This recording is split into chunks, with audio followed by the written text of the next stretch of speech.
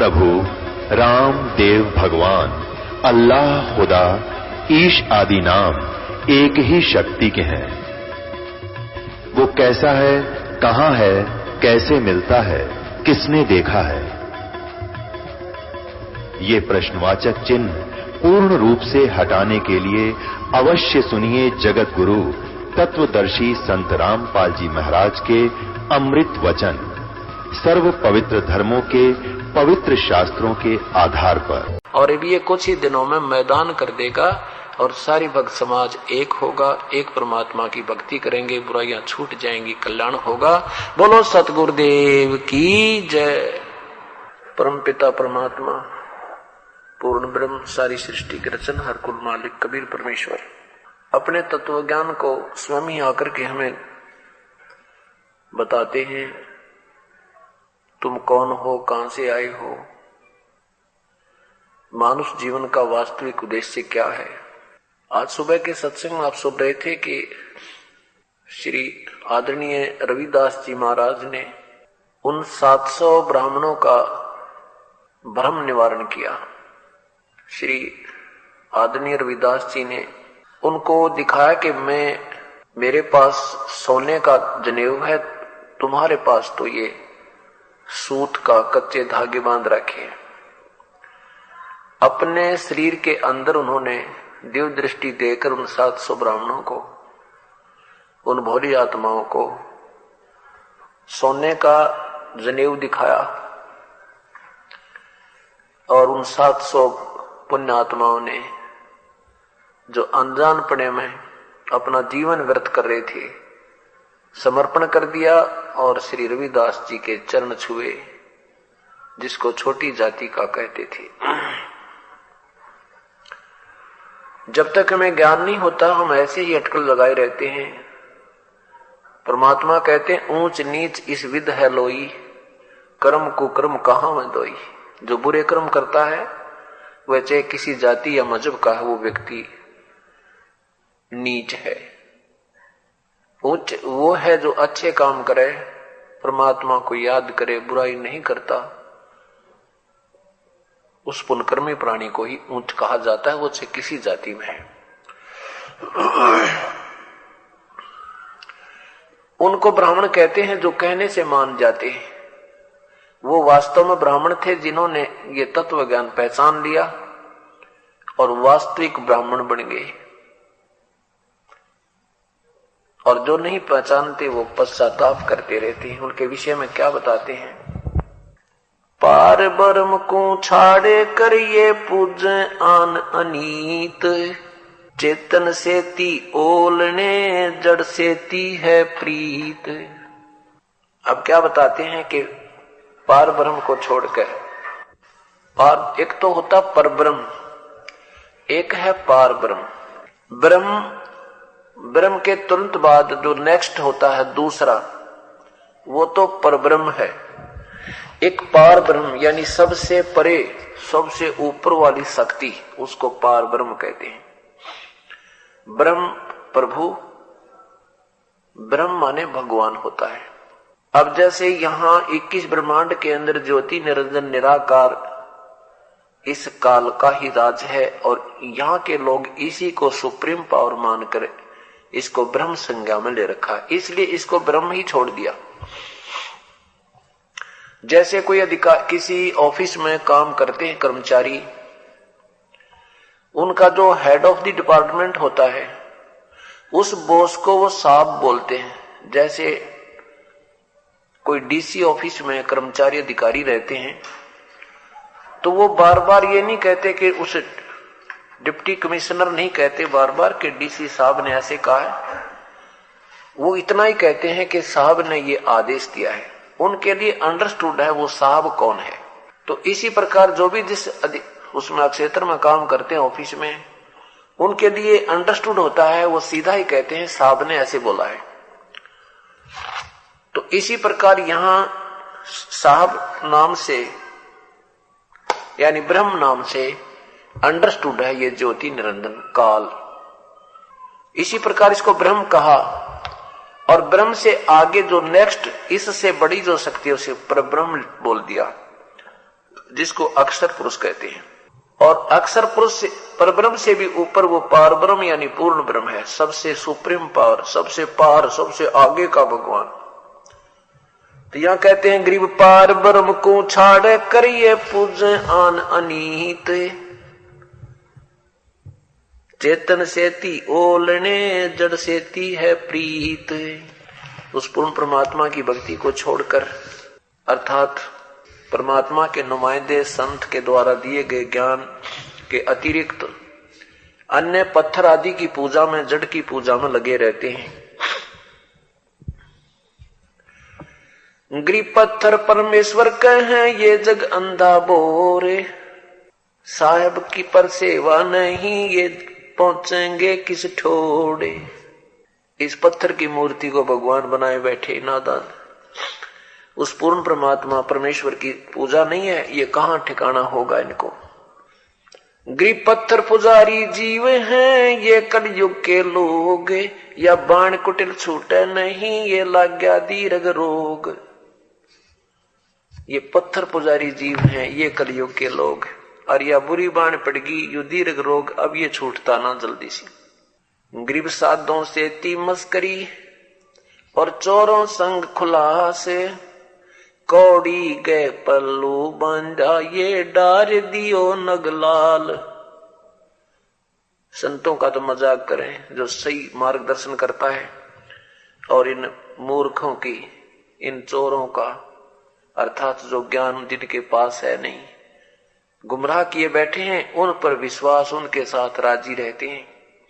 और लाल को त्याग कर एक कौड़ियों का, कौड़ी होती थी पहले, वो बहुत ही कम कीमत की, नाम मात्र ही होता था, कहते हैं उसको उठाए फिर रहे हैं। गरीब साधों की संगत नहीं ना साहेब का जाप, कह गरीब कैसे बचें जिनसे तीनों ताप। के संतों की, परम संत की संगत नहीं, जिस कारण से उनको पूर्ण परमात्मा की भक्ति नहीं मिली। इसलिए कहते हैं उस परमात्मा की रजा के बिना तुम्हारे ये तीन ताप भी मुक्त नहीं होते, तीन ताप भी नहीं कटते। जैसे आपने कथा सुनी थी, पांडवों को राज्य प्राप्त हुआ, युधिष्ठिर को राजगद्दी पर बैठा दिया गया। कुछ दिनों, कुछ वर्षों उपरांत युधिष्ठिर जी को बहुत भयंकर सौपन आने लगे, जैसे कटे हुए शीश वाले व्यक्ति घर में घुस रहे हैं, खाना पीना छूट गया, रात की नींद गई, दिन की चैन गई। सभी ने मिलकर श्री कृष्ण जी से द्वारका में जाकर के प्रार्थना की कि हे भगवान, हमारे भैया के साथ ऐसी ऐसी कोई कहानी बनी है, ये क्या कारण है, इसका समाधान भी बताइए। क्योंकि भगवान श्री कृष्ण पांडवों के गुरु थे, उपदेश दिया करते थे, उनको धार्मिक ज्ञान देते थे, समाधान बताया करते थे। श्री कृष्ण जी ने कहा कि आपके ऊपर महाभारत में किए हुए पापों का प्रभाव है, इसका समाधान है कि अश्वमेध यज्ञ कीजिए। उस यज्ञ में ज्यादा से ज्यादा संत महात्माओं को आमंत्रित कीजिए और ज्यादा से ज्यादा संगत आम व्यक्ति को भी आप आमंत्रित कीजिए। जितने ज्यादा अधिक भोजन पाएंगे उतना ही अधिक तुम्हारा छुटकारा होगा, पुण्य होगा। और एक पांच मुख का शंख रख दीजिए, रखा जाएगा। अलग से एक सुसज्जित स्टेज पर जब सभी संत महात्मा जन रोटी खा लेंगे, खाना खा देंगे, उसके बाद वो शंख स्वयं बोलेगा, आवाज करेगा। यदि उस शंख ने आवाज कर दी तो समझो तुम्हारी यज्ञ संपूर्ण हुई और तुम्हारा यो कष्ट निवारण होगा, अन्यथा नहीं। अब युधिष्ठिर, उस अर्जुन ने ये अपने कानों से सुना कि आज भगवान क्या बोल रहे हैं कि युद्ध में किए हुए पाप तुम्हें दुखदाई हो रहे हैं। और गीता जी का ज्ञान देते समय क्या कह रहे थे कि अर्जुन तुझे पाप नहीं लगेंगे, तू युद्ध कर ले। गीता जी के अध्याय नंबर 2 के मंत्र 37 और 38 में क्या बताया कि अर्जुन तू तो केवल निमित्त मात्र है, तेरे दोनों हाथों में लड्डू हैं। युद्ध में जीत गया तो इंद्रप्रस्थ का राज करेगा, और युद्ध में मारा गया तो स्वर्ग प्राप्ति होगी। तू क्यों चिंता करता है? पवित्र गीता जी अध्याय नंबर 2 और मंत्र श्लोक नंबर 37। या तो तू युद्ध में मारा जाकर स्वर्ग को प्राप्त होगा, अथवा संग्राम में जीतकर पृथ्वी का राज्य भोगेगा। इस कारण ही अर्जुन युद्ध के लिए निश्चय करके खड़ा हो जा। नीचे देख, जय पराजय लाभ हानि दुख सुख को समान समझकर इसके बाद युद्ध के लिए तैयार हो जा। इस प्रकार युद्ध करने से तू पाप को नहीं प्राप्त होगा, तुझे पाप नहीं लगेगा। अब अपने ही मुख से श्री कृष्ण जी कह रहे हैं कि तुम्हें युद्ध में पाप लग गए। अब अर्जुन ने सोचा यदि मैं अब वाद विवाद करूंगा भगवान से तो मेरे भैया को ठेस पहुंचेगी, क्योंकि उसमें करोड़ों रुपया खर्च होना था अश्वमेध यज्ञ में। और ये सोचेगा, युधिष्ठिर जी सोचेंगे कि अर्जुन मुझे स्वस्थ होने में प्रसन्न नहीं है, क्योंकि इसमें बहुत पैसा खर्च हो रहा है। और ये भाई ये सोचेगा कि ज्यादा पैसा लगने के कारण इसने वाद विवाद शुरू कर दिया। और युधिष्ठिर एक ऐसे दिमाग का आदमी है, ऐसे स्वभाव का व्यक्ति है, ये मर जाएगा फिर पैसा नहीं लगाएगा। अब सारी सतिथि को परिचित होकर के अर्जुन ने मौन रहना ही उचित समझा और कहा, प्रभु जो तुम आप कहोगे वही होगा। भगवान श्री कृष्ण ने वो स्थान तिथि निहित कर दी अश्वमेध यज्ञ की। उस निश्चित दिन को 33 करोड़ देवता, 88,000 ऋषि, 9 नाथ, 84 सिद्ध और ब्रह्मा विष्णु महेश, ये तीनों और श्री कृष्ण आदि सभी उपस्थित थे। सबने भोजन खा लिया पर शंख नहीं बाजा। सबने भोजन खा लिया पर शंख नहीं बजा।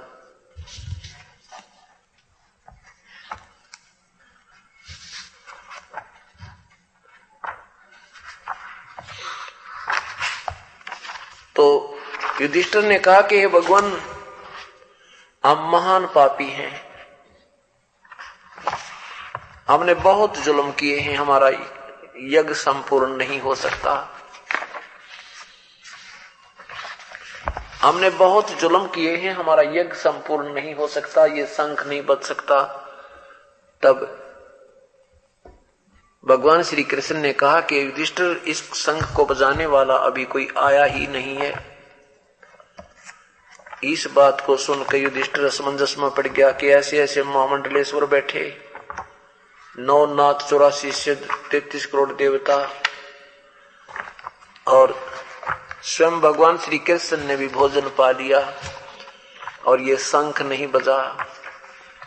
हे भगवान, आपसे ऊपर और कौन ऐसी कौन शक्ति है जो अपने मन में सोच रहा है भगवान इनसे भी इतने बड़े मंडलेश्वर बैठे हैं, इनसे ऊपर भी कौन ऐसी शक्ति हो सकती है। तब श्री कृष्ण जी ने कहा कि युधिष्ठिर, ये संत नहीं, ये ऋषि नहीं,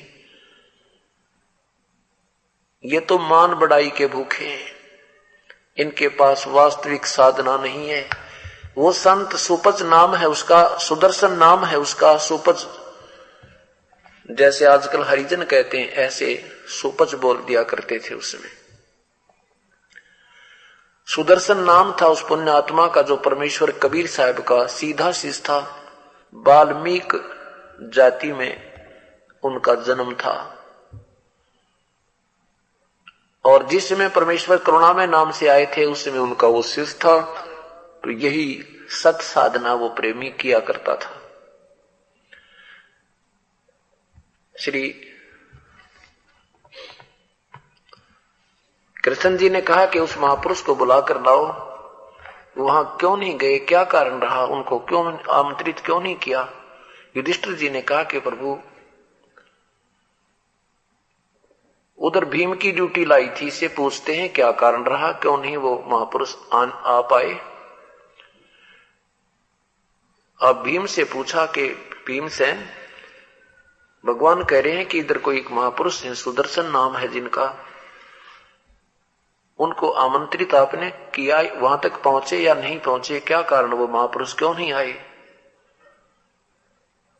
भीमसेन ने कहा कि वो तो अच्छा आदमी नहीं है भगवान, वो तो बड़ा कुबोल आदमी है। मैं उसके पास गया था, मैंने उनसे कहा कि हे महात्मा जी, हमारे यहाँ पर यज्ञ हो रहा है, मैं राजा युधिष्ठिर का भाई भीमसेन हूं, आपको आमंत्रित करने आया हूं, हमारी यज्ञ में आप अवश्य आइएगा।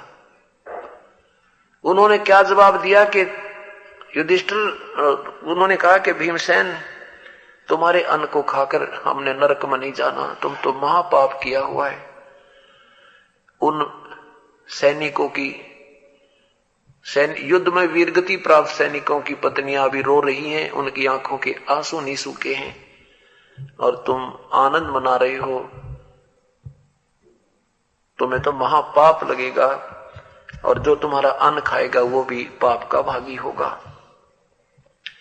यदि मुझे तूने वहां अपने यज्ञ में ले चलना है तो 100 ऐसे अश्वमेघ यज्ञ तुमने पहले लेकर रखे हो ना कभी किसी जन्म में, उन 100 अश्वमेघ यज्ञ का पुण्य मुझे दे दो, फिर मैं तुम्हारे आहार करूं जाके, तुम्हारे से तो कसाई भी अच्छा। इस तरह की कड़वी कड़वी बात संत ने कही तो भीमसेन भी मोटे दिमाग का था, पहलवान टाइप, वो भी नाराज हो गया। तो उसने भीमसेन ने बताया कि वो ऐसे ऐसे बोला भगवान। तो भगवान ने, श्री कृष्ण जी ने पूछा, फिर तू क्या बोला, आप क्या बोले फिर उनको?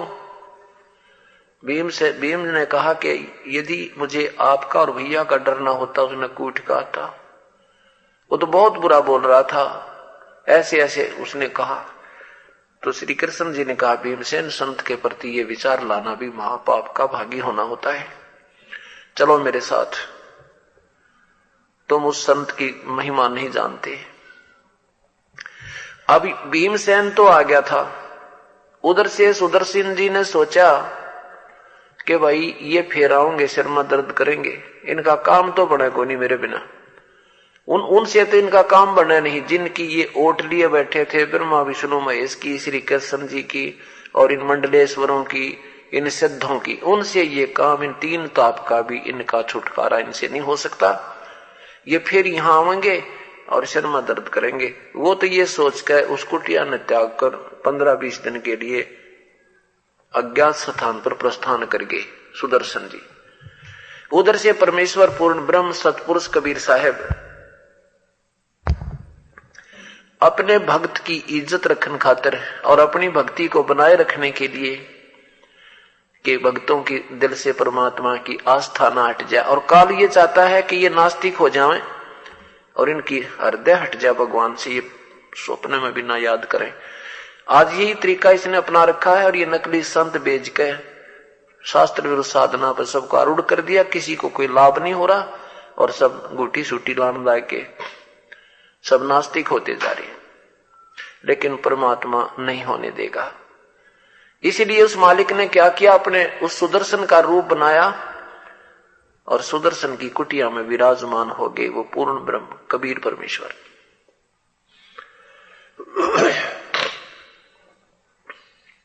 उधर से श्री कृष्ण और 5 पांडव रथ लेकर के पहुंचे, 1 किलोमीटर की दूरी पर रथ रुकवा दिया और वहां से नंगे पैरों पांचों पांडव और छठा भगवान श्री कृष्ण नंगे पैरों झोंपड़ी पर पहुंचे। अब श्री कृष्ण जी ने दंडवत प्रणाम किया, क्योंकि भगवान श्री कृष्ण अर्थात विष्णु ये सतोगुण प्रधान है, इनमें बहुत विनम्रता आधीनी है। अब जब श्री कृष्ण जी ने प्रणाम किया तो साथ में पांचों पांडवों ने भी प्रणाम किया। तब सुपथ रूप में बैठे भगवान खड़े हुए और कहा, हे मालिक, हे त्रिलोकीनाथ, गरीब झोंपड़ी पर कैसे आगमन हो गया? तब उन्होंने कहा, हे परवरदिगार, कृष्ण जी ने कहा कि सृजनहार है परमात्मा, ये राजा युधिष्ठिर ने एक यज्ञ किया है, आपको आमंत्रित करने आए हैं। तो युधिष्ठिर सुदर्शन रूप में बैठे भगवान ने, यानी सुदर्शन जी ने कहा, अब यही कहूंगा मैं, सुदर्शन जी ने कहा कि मैंने इस भक्त के सामने एक शर्त रखी थी, वो मेरी शर्त पूरी करो तो मैं इनकी यज्ञ में जाऊं। श्री कृष्ण जी ने कहा कि भगवान, आप ही की वाणी है, संत मिलन को चालिए तजमाया अभिमानी, जो जो कदम आगे रखे ओहे युग समान। ये परमेश्वर आप ही की वाणी है, क्योंकि परमात्मा चारों युगों में आते हैं और चारों युगों में सिंपल लैंग्वेज में, एक साधारण भाषा में अपना वही अनमोल ज्ञान और प्रदान कर जाते हैं। श्री कृष्ण जी ने कहा कि आप ही की वाणी है कि संत मिलन को चालिए तजमाया अभिमान, जो जो कदम आगे रखे ओहे यज्ञ समान। जैसे हम सत्संग में आते हैं, सत्संग में जो प्राणी चले तो अपने पद और पोस्ट के मान को, अपनी जाति अभिमान को घर ने छोड़ा हुए। सत्संग में ऐसे आना चाहिए जैसे स्कूल में बच्चे जाते हैं, या फिर हॉस्पिटल में घना मरीज हो जिसको इन्हें पता लग जाए तेरे जीवन शायद ही शेष हो, और वहां जाता है तो उसको याद नहीं रहता कि तू क्या पद है तेरा, क्या पोस्ट है तेरी, कितना तू धनी है, क्या जाति है तेरी, जान दिखाई देती है, अपना जीवन नजर आता है। इसलिए वो कोई नखरा नहीं करता, जहां भी कहते वहीं लेट जाता है। टेस्ट करवाने के लिए भेजते हैं, तुरंत लेकर पर्ची चल पड़ता है। तो कहते हैं इस भाव से जो संत दर्शन के लिए सत्संग में प्राणी आता है, उसके एक कदम का पुण्य अश्वमेघ यज्ञ के तुल्य होता है, इतना पुण्य मिलता है उसे। तो श्री कृष्ण जी ने कहा, है भगवान, आप 100 यज्ञ का फल रख लीजिए और बाकी हम हमारी झोली में डाल दीजिए। आज ये पांचों पांडव राजा और यहां तक मैं द्वारकाधीश, हमारे मन में कोई भी ऐसा मान या अभिमान नहीं है, क्योंकि इनका तो काम अड़ा पड़ा है। इनके अंदर तो अब कति बिल्कुल भी जो है ना गर्व है ही नहीं। तो तब इस बात को सुनकर बड़े प्रसन्न हुए और कहा, भाई चलो चलते हैं, चलो चलते हैं। जब भीम गया था ना पहली बार आमंत्रित करने, ढींग मारा था कि युद्ध के हम वैसे जीत गए थे, एक मारू था 20 मरे थे, ऐसे कर दूं था, सुदर्शन जी के सामने डींग मारे था। और सुदर्शन जी ने क्या किया, कहा कि जहां भीम तू स्नान करके आया ना सवेरे सवेरे, तेरे पैर भी ना टिके थे, तेरे पैर भी नहीं टिके थे उस तालाब में, वो बताऊं कौन था? वो उस जो है रावण का भाई जो ना कुंभकर्ण, वो 6 महीने सोया करता, 6 महीने जागया करता। कहता उसकी खोपड़ी है वह, उसके सिर का यो ऊपर का हिस्सा है इतना के जिसमें तेरे पैर भी ना टिके थे, तेरे से तो बड़े बड़े बलि होकर जा लिए भाई, बिना भक्ति गुजारा जीव का कोना। तो युधिष्ठिर जब भीम चक्कर में पड़ गया था, तेरा गजब, ऐसे आदमी भी थे। त्रेता युग में इतने तगड़े तगड़े व्यक्ति होते थे। और फिर कहा कि जब कहा ना चलने की, चल मैं चलता हूं, तो सुदर्शन जी की माला टंग रही थी। सुदर्शन जी ने कहा कि भीम ये माला देने मेरी सुमरनी देना उठा के। भीम वो खुट्टी पर माला उतारने लग गया, पसीने आ गए, इतना बली आदमी था, वो टस से मस ना हुई। तब सुदर्शन रूप में बैठे प्रभु ने कहा, पहलवान जब क्या कह रहा था कि एक का मारूं था 20 मरे थे, या माला नहीं उतरती तेरे थे, पसीने आ रहे, शर्मिंदा होकर खड़ा हो गया एक तरफ ने, और ऐसे हाथ किया था परमेश्वर ने, अपने आप माला उठ कर हाथ में आ गई। अब युधिष्ठिर जान गया भाई शक्ति तो परम है, बनेगी शायद बात। रथ में बैठाए भगवान को और पहुंच गए यज्ञ मंडप में। वहां देखा मंडलेश्वर बैठे बड़े बड़े, और वो क्या कह रहे हैं, भाई हम क्या करें, इनके पाप ही ज्यादा हैं, इनके कौन इनके यज्ञ को पूर्ण कर सकता है, इन्होंने तो बहुत विनाश किया है, 18 करोड़ सेना का विनाश हो चुका है, ये तो शंख बज ही नहीं सकता इनका।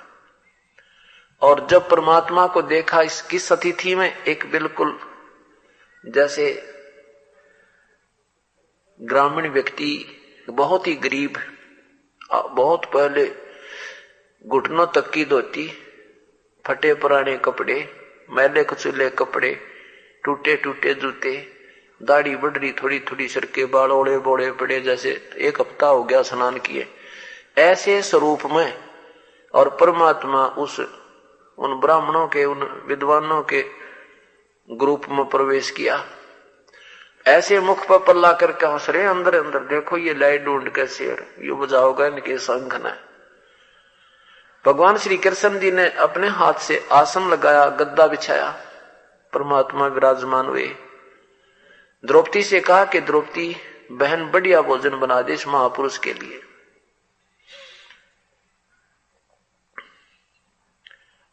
अब द्रौपदी जी ने अपने हाथों से चूल्हे के ऊपर, पहले चूल्हों से रोटी बनाया करते, 1-1.5-2 घंटा लगाया, बहुत बढ़िया कई प्रकार के भोजन, पचौड़ जैसे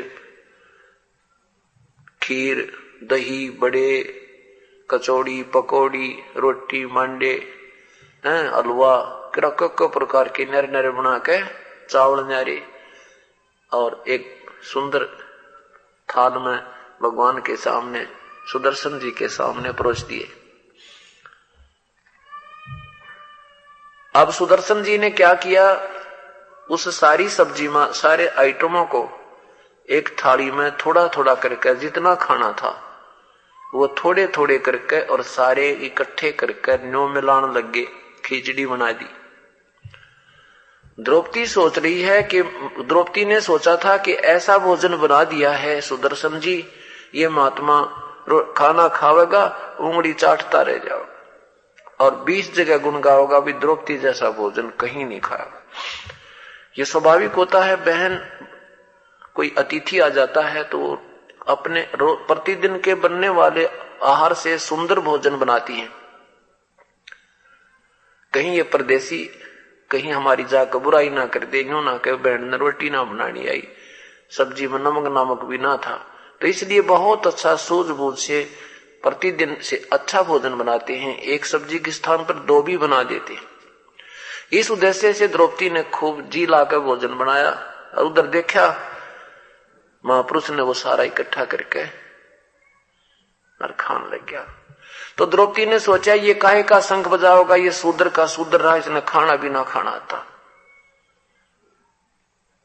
उधर से सुदर्शन रूप में बैठे प्रभु ने ऐसे वो जितना डाला था अपनी नारी थाली में, वो 5 ग्रास में 5 ही बार शंख बोल के और बंद हो गया। युधिष्ठिर प्रसन्न हुआ कि भगवान बात बन गई, शंख बज गया। श्री कृष्ण जी ने कहा नहीं भाई, ये शंख इतने मकाम ना चले तो बहुत बजेगा, ये तो इतना जोर की आवाज करेगा कि स्वर्ग तक इसकी मीठी मीठी आवाज जाएगी, पूरी पृथ्वी के कण कण पर सुनाई देगा। भाई जब तुम्हारी ये संपूर्ण हुई मानना, जब ये ऐसे बजेगा। युधिष्ठिर कलेजा पकड़ कर बैठ गया, भगवान अब कौन महात्मा रह गया जो शंख बजाएगा। श्री कृष्ण जी ने कहा कि कोई नहीं रहा भाई, ये संत जो है ये कोई आम शक्ति को ना, इसके एक बाल के समान भी ये 3 लोक नहीं है, इतनी परम शक्ति युक्त संत है। भाई अपनी ये कोई कमी है अपने घर में वो ढूंढते हैं। श्री कृष्ण जी ने पूछा द्रौपदी से कि बहन जब इस महापुरुष ने खाना खाया तेरे मन में के विचार आए थे, सच बताना। द्रौपदी ने कहा क्या बताऊं भगवान, मैंने 2 घंटे तो धूम में मांग फुड़वाई और मैंने सोचा था कि महापुरुष भोजन खाएगा, ये घास फूस खाने वाला जंगल में रहने वाला व्यक्ति गांव में, और इस भोजन को खा के ये उंगली चाटता रह जाएगा। मैंने इतना प्यार से भोजन बनाया और इस महापुरुष ने ये सारा काम बिगाड़ दिया, इकट्ठा कर दिया, दही भी, हलवा भी, कचौड़ी भी, पकौड़ी भी, खीर भी। और मेरे मन में ये विचार आ गया कि ये रहा शूद्र का शूद्र, इसने खाना भी ना खाना तो ये काहे की संग बजाएगा। श्री कृष्ण जी ने कहा द्रौपदी ये आम इंसान आम संत नहीं है, आपने तो काम बिगाड़ दिया, आपने तो काम बिगाड़ दिया। और इस महापुरुष के चरण धो के पी ले। जब तेरे अंदर ये खोट हो गया ना संत के प्रति, यो एक पाप और लग गया तुझे। जब तुम्हारे पाप कटेंगे तेरा भी मैल मिटेगा। उसी समय द्रौपदी कहते मरता क्या नहीं करता। एक डाई बढ़िया परात थाल चांदी की और जल का लोटा लेकर पैर धोए, गाल के कटोरे में पीण लगी। आधा जब पी लिया श्री कृष्ण जी ने कहा बहन इस महापुरुष का चरणामृत बड़े भाग से मिलता है, आधा मुझे भी दे दे। आधा द्रौपदी ने, आधा श्री कृष्ण जी ने पिया। उसी समय इतने जोर से शंख बजा पूरी पृथ्वी के ऊपर कण कण कण में आवाज हुई, स्वर्ग तक आवाज गई। और उस समय कहते हैं सारी पृथ्वी पर बसंत जैसा मौसम हो गया। सब वृक्षों को फल लग गए जो फलदार थे, फूल लग गए जो फूलदार थे, और पूरी पृथ्वी हरी भरी होगी। बोलो सतगुरुदेव की जय। आदरणीय गरीबदास साहिब ने परमात्मा के विषय में क्या कहा है अपनी अमृतवाणी में। व्यंजन 3600 प्रोसिया जा द्रौपदी रानी, बिन आदर सत्कार रे कही शंख ना वाणी। द्रौपदी रानी ने 36 प्रकार के भोजन बना के व्यंजन डाल के भोजन बनाया था, पर जब तक हृदय में श्रद्धा नहीं हुई तब तक शंख ने पूरी आवाज नहीं की। व्यंजन 3600 प्रोसिया जा द्रौपदी रानी, बिन आदर सत्कार रे कई शंख ना वाणी। 584 वाल्मीक 5 वर बोले, आगे शंख पंचाए ना कपाट ना खोले। 584 5 बार खाए उस वाल्मीक ने और 5 बार ही शंख बोले। इसके बाद फिर वो शंख नहीं बजा। बोले कृष्ण महाबली त्रिभुवन के साजा, बोले कृष्ण महाबली ये त्रिभुवन के राजा। वाल्मीक के भोजन ते भाई कण कण क्यों ना बाजा।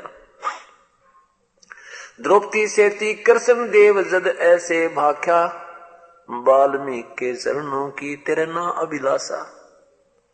वाल्मीक के चरणों की ली द्रौपदी धारा, भाई शंख पंचायन बाजिया कण कण झनकार्या। अब थोड़ी सी वाणी अमृतवाणी सुनाता हूं आपको आदरणीय गरीबदास साहब की। सुपच रूप धर आईया सतगुरु पुरुष कबीर, 3 लोक की मेदनी सुर नर मुनि जन भीड़।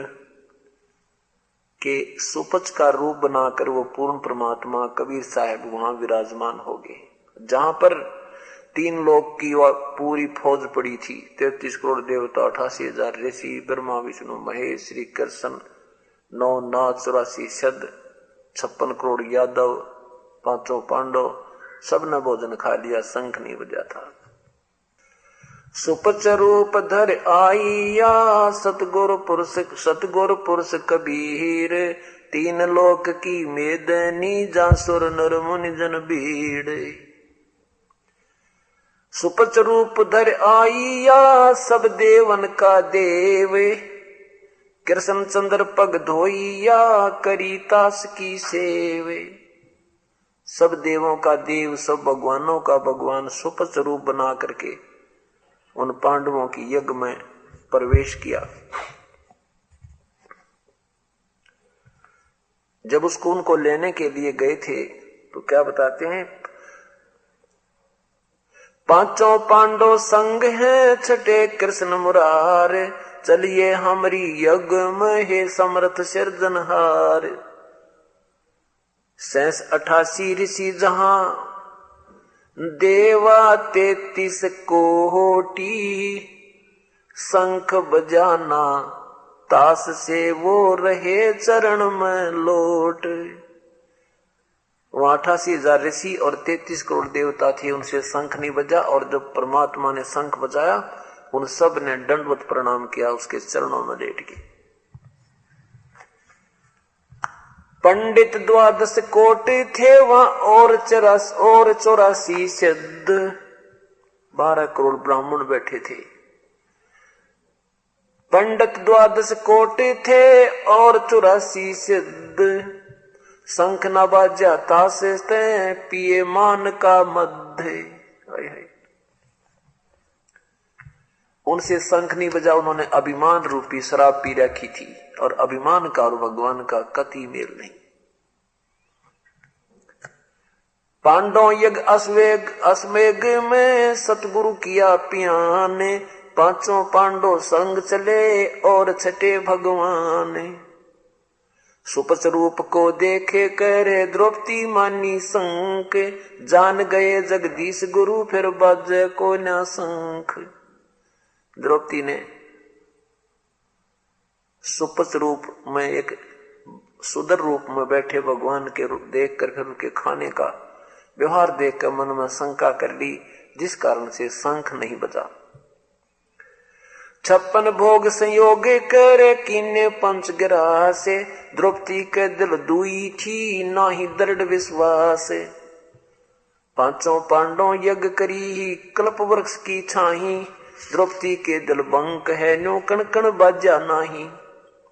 56 भोग न भोगिया ये किन्ने पंचग्राह से, खड़ी द्रौपदी उन्मनी व घाल रही थी सांस। बोले कृष्ण महाबली क्यों बाजा नहीं शंख, जान राय जगदीश गुरु काटत है मन बंक। आदरणीय गरीबदास साहब जी कहते हैं कि श्री कृष्ण जी ने विचार किया कि इसे महापुरुष के भोजन आहार करने से भी शंख क्यों नहीं बाजा। कहते हैं द्रौपदी के मन का बड़ काढ़ थी, उसमें अभिमान भरा पड़ा था, उसका बंक उसके मन का बड़ काढ़ थी, उसने सीधा करे थे। बोले कृष्ण महाबली भाई क्यों बाजा ना शंख, जान राय जगदीश गुरु ये काटत है मन बंके। द्रौपदी दिल को साफ कर चरण कमल लो लाए, बाल्मीक के बाल सम तेरलो की ना पाए। भगवान श्री कृष्ण ने कहा कि द्रौपदी तुझे के यु बाल्मीक सा दिख है, इसके एक बाल के समान भी ये 3 लोक नहीं है।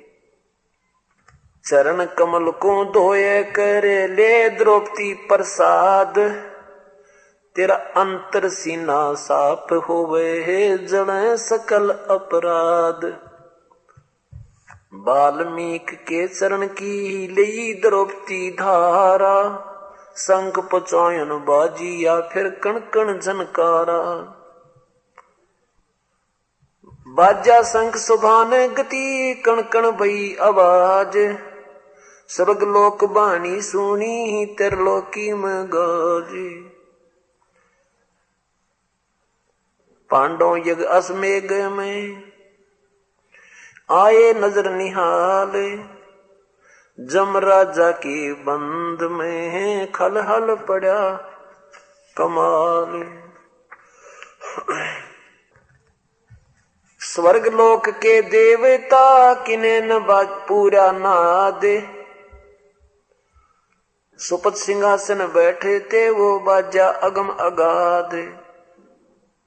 पंडित द्वादश कोटे थे सहदेव से सुरबीन, 87 देव में कोई न पद में लीन। अब क्या बताते हैं कि 12 करोड़ ब्राह्मण थे और 88,000 ऋषि और 33 करोड़ देवता थे। इनमें से कोई भी विधिवत साधक नहीं था, कोई भी पद में लीन नहीं था, अर्थात उनके पास यथार्थ साधना नहीं थी। उसके विषय में आगे परमात्मा आदरणीय गरीबदास साहिब ने क्या बताया है। खाकी और निर्बानी नागा सद जमा चलावे हैं, रणसिंगे तुरही तुतकारी गागड़ भांग घुटावे हैं। काशी गया प्रयाग महोदित जगन्नाथ को जावे हैं, लोहागर पुष्कर को पर से द्वारका दाग दगावे हैं। कि जो ये साधना तुम्हारी ठीक नहीं है, जिस कारण से ये लोग अनजान व्यक्तियों में तो बड़े बड़े सिद्ध नजर आते हैं, परंतु परमात्मा की दृष्टिकोण से ये बिल्कुल जीरो हैं, ये शून्य है। क्योंकि ये साधना विधिवत नहीं कर रहे। सठ दर्शन सठ बेश का भेख कहाँ में वो विद दूध हार मचावे। तीर्थ व्रत करें तर बीता, वेद पुराण पढ़त हैं गीता। 4 संप्रदा 52 द्वारे है, जिन्हों नहीं निज नाम विचारे।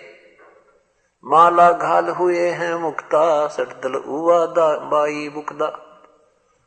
क्या बताते हैं कि 4 संप्रदा 52 द्वारे, जिन्हों नहीं निज नाम विचारे। जिन्होंने सत साधना का विचार नहीं किया, कौन सी विधिवत साधना है, और माला मूला गाल के ये मुक्त होए फिरे हैं, उवा बाई बकते फिरते हैं।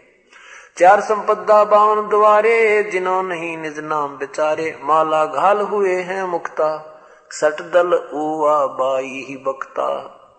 बैरागी बैराग न जाने, बिन सतगुरु नहीं चोट निशाने। 12 बाट बिटम बिलोरी, 60 दर्शन में भक्ति ठगोरी।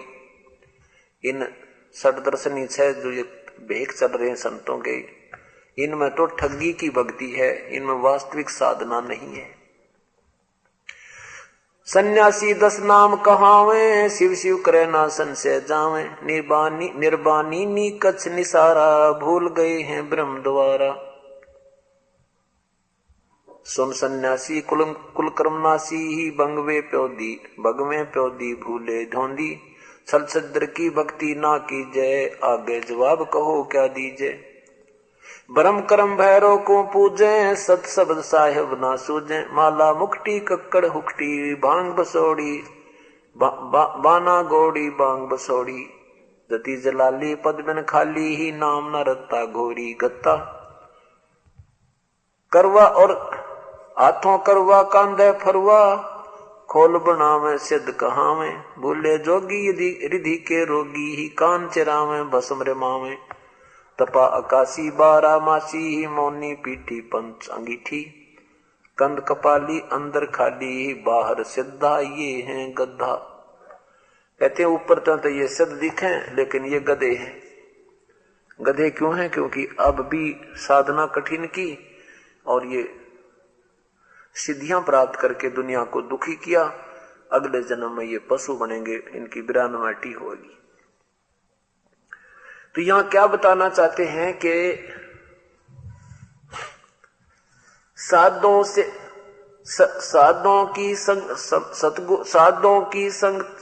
की संगति नहीं, ना साहेब का जाप। कह गरीब कैसे बचे, जिनसे तीनों ताप। अब देखो, पांडवों का पाप नहीं कटे यज्ञ के संपूर्ण होने से। पांडवों को 3 ताप के अंतर्गत ये भूत प्रेतों का दबाव था, और ये 3 ताप का भी कष्ट इन 3 लोक के भगवानों से और 3 लोक तक के साधकों से निवारण नहीं हुआ। क्योंकि ये इतना ही कर सकते हैं, जैसा जिसने कर्म किया उतना ही वैसा ही भोग ये दे सकते हैं। और वो 3 ताप के कारण युधिष्ठिर दुखी था, वो भी कबीर परमात्मा परमेश्वर की रजा से उनके वो 3 ताप दूर हुए। तुम कौन राम का जपते जापम, तात कटे ना तीनों तापम। तुम किन भगवानों का जाप जप रहे हो, तुम्हारे ये 3 ताप के अंतर्गत ये दुख भी निवारण तुम्हारी नहीं हो रही। कर्म का दंड वो तो बहुत दूर की बात है। ये भगवान श्री राम ने बाली मारा था, उसका भी बदला श्री कृष्ण रूप में देना पड़ा, ये नहीं काट सकते। और दूसरा 3 ताप क्या है? जैसे आपने दिन में सुना था कि गीता जी अध्याय नंबर 17 के 7 के मंत्र 18 में कहा है कि ये ज्ञानी आत्मा है तो उदार, लेकिन ये मेरे वाली घटिया से घटिया साधना में, ब्रह्म तक की साधना में ही आश्रित रहे, क्योंकि इनको तत्वदर्शी संत नहीं मिला। जो 7वें अध्याय के 19वें मंत्र में कहा है कि बहुनाम जन्मानाम अन्ते ज्ञानवान माम प्रपद्यते, और वासुदेव सर्वमिति सहमात्मा सुदुर्लभ है। जिस कारण से वो क्या रहे कि वो मेरे वाली अति अनुत्तम घटिया तो घटिया साधना में ही आश्रित रहे। अध्याय नंबर 7 का ये मंत्र नंबर 18 देखिए। संस्कृत देखें, उदारा सर्वे एव एते ज्ञानी तु आत्मा एव मे मतम। इसका सीधा सा अर्थ बना है कि ये ज्ञानी आत्मा है तो उदार सारी की सारी, ये मेरा विचार है। तू परंतु आस्थित सही युक्त आत्मा माम एवं अनुतमाम गतिम, ये भोली आत्मा मेरे वाली अनुतमाम घटिया ते घटिया गति में आश्रित रही। आस्थित है माने आश्रित रही, स माने वह युक्त आत्मा भगवान में लगी हुई आत्माएं, माम माने मेरे वाली यह घटिया गति में ही आश्रित रही। ओए होए अनुतमाम, और देखो इन अनाड़िया ने अनुतमाम का अर्थ कर दिया अति उत्तम। अरे तेरा गजब भैया। अनुतम तय किसी 5वीं 4थी कक्षा के बालक ने पूछ लो अनुतम माने क्यों है, वो भी बता देगा घटिया गलत। और ये पीएचडी और डीलिट कहने वाले, अब देखो इनकी नादानी, क्योंकि ये शब्द कोश किससे बने हैं? भाषा से बने हैं। और भाषा जो है सबसे पहले बनी, भाषा से व्याकरण बनी, भाषा से ही इन ऋषियों ने उनका जोड़ जुगाड़ करके ये शब्दों के अर्थ बनाए। अब देखो अनुतम कार्य दिखाता हूं आपको। इन्होंने कोशिश की है कि अपनी पीछा छुटावें, लेकिन सच्चाई फिर भी छुप नहीं सकी इतने। अनुतम, ये देखो अनुतम माने ये है भाषा शब्दकोश, और ये है राम नारायण लाल बेनी प्रसाद प्रकाशक पुस्तक विक्रेता इलाहाबाद से। और देखो अनुतम, नीचे देखना, नीचे देखना, यहां देखो, इधर ये देखो, ऊपर न कर दो। अनुतम लिखा ना, अनुतम माने विशिष्ट भी लिखा है और निकृष्ट माने फिर 885 पे देखे, या नीच अधम। निकृष्ट माने नीच तुच्छ, अधम। अरे नादानो, एक ही शब्द को उलझाने के लिए और के लिख दिया। उसका विशिष्ट माने बहुत अच्छा और निकृष्ट माने निकम्मा। गुड बैड माने बुरा होता है तो गुड नहीं हो सकता उसका अर्थ। इनकी अकल विरना कौन से गांव जारी थी। बिना ज्ञान के ये जीव ऐसे ही दुखी रहता है और वास्तविकता से कोसों दूर रहता है। यहां देखो, फिर देखो अनुतम माने विशिष्ट भी लिखा है, विशिष्ट माने अच्छा, और निकृष्ट घटिया, दोनों नहीं हो सकते एक के उत्तर। ये देखो, ये अनुदार लिखा है, अनुदार माने अनुतम भी लिखा है। चोर चुराई तुमड़ी और गाड्डे पानी मां, वो गाड्डे वो ऊपर आवे ना, सच्चाई छनी ना। ऐसी संस्कृत के अंदर देखिएगा। अब ये समाज, अब भक्त समाज अभी थोड़ा थोड़ा लगा है नारसी उकासन, इनके साथ सब संघर्ष करेंगे धीरे धीरे कि तुम गलत कह रहे हो। आज कोई बालक थोड़ा किसी बका लेंगे, पहले तो सुनी सुनाई एक ने सुन ली, 20 आगे बांटता करे जाता, तो वो सबको यही होता भी ये ठीक कह रहा होगा, ये विद्वान पुरुष है। अब सारे विद्वान हम, अपने पास सारी वस्तु हैं, संस्कृत अपने पास है, व्याकरण अपने पास है, शब्दकोश अपने पास है, तो इसमें क्या दिक्कत आओगी?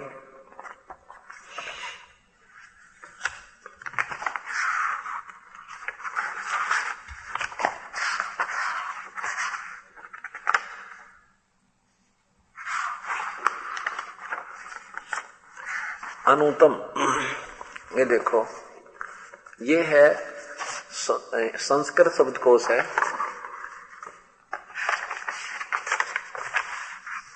संस्कृत हिंदी हिंदी कोश, और ये है मोतीलाल बनारसी दास पब्लिशर्स प्राइवेट लिमिटेड दिल्ली से, और इसका लेखक है शिवराम वर्मन। और ये देखो अनुतम, यहां देखो ऊपर कर, ये अनुतम है। ये अनुतम शब्द का इसने क्या लिखा? जिससे अच्छा कोई और न हो, जिससे बढ़िया और न हो, सबसे अच्छा। क्योंकि ये सारे एक कुएं की बांग पी रहे हैं। अब नीचे देखो, अनुदार, अनुदार माने जो उदार ना हो, अनुदार माने कंजूस। अनुतम, उदार का अर्थ अनुतम, अभद्र, यहां फिर पकड़े गए। अनुतम माने अभद्र यानी घटिया, और अनुदार, अनुतम माने जिससे बढ़िया कोई ना हो, इस तरह के जो। अब देखो इन महापुरुषों की, जिन्होंने इन अनुवाद किए हैं, एक दूसरे की नकल कर कर कर विद्वान पाक गए हैं।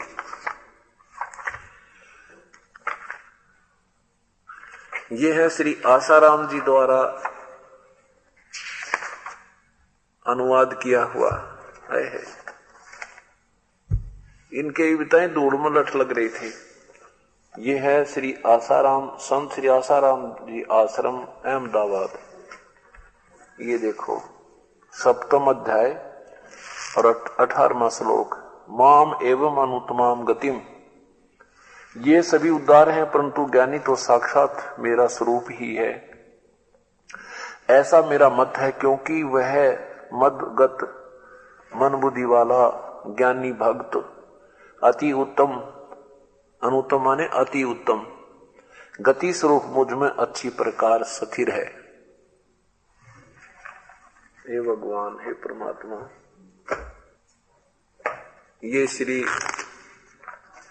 ये हंसा देश वालों के द्वारा अनुवाद की गई गीता जी मानव उत्थान सेवा समिति श्री हंस सत्संग भवन 2/12 पंजाब विभाग नई दिल्ली, इन्होंने क्या चालबाजी की, समझदारी की है। ये देखो, माम एवं अनुतमाम, ये है नहीं, यहां है, ये है, ये देखो गीता अध्याय 7 के ये नीचे, उद्धारा सर्व एव ते ज्ञानी तु आत्मा एवं मे मतम आस्थित से ही युक्त आत्मा माम एवं अनुतमाम गति। अब इन्होंने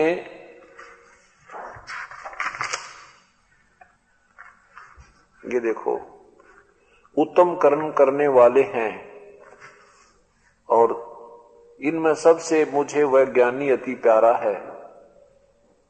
ये अति उत्तम, उत्तम कर्म लिख दिया उनका, और बाकी इन्होंने कहीं उसका वो नहीं लिखा।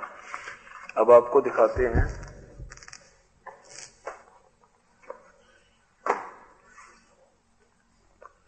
ये है श्रीमद् भगवत गीता,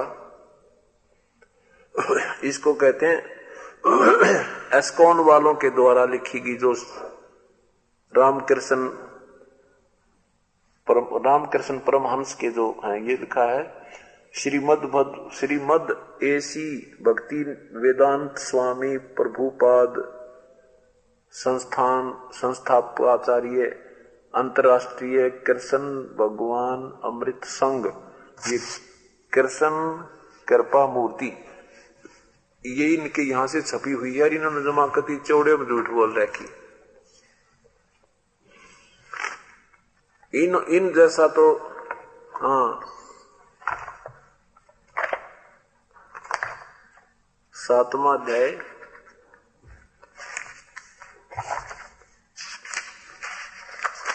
और इसमें श्री लाल बहादुर शास्त्री जी को भी साथ ले रखा कि इन्होंने इसके बारे में, इस अनुवादकर्ता के विषय में बहुत ही अच्छा प्रशंसा की है श्री लाल बहादुर शास्त्री जी ने।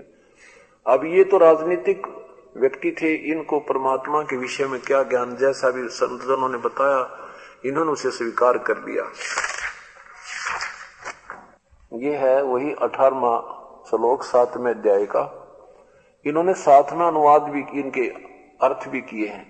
माम माने मुझ, एवं मान निश्चय ही, अनुत्तमा माने परम सर्वोच्च, यानी परम माने परम श्रेष्ठ, अनुत्तमा माने परम सर्वोच्च गतिम। अब सर्वोच्च भी, अब अनुत्तम माने सबसे निम्न होना चाहिए, अध निम्न सर्वोच्च नहीं होता। ये आपने देख ही लिया था, जैसे अभी गीता प्रेस गोरखपुर से प्रकाशित में दिखाया। और ऐसे श्री सुधांशु जी महाराज ने 7वें अध्याय का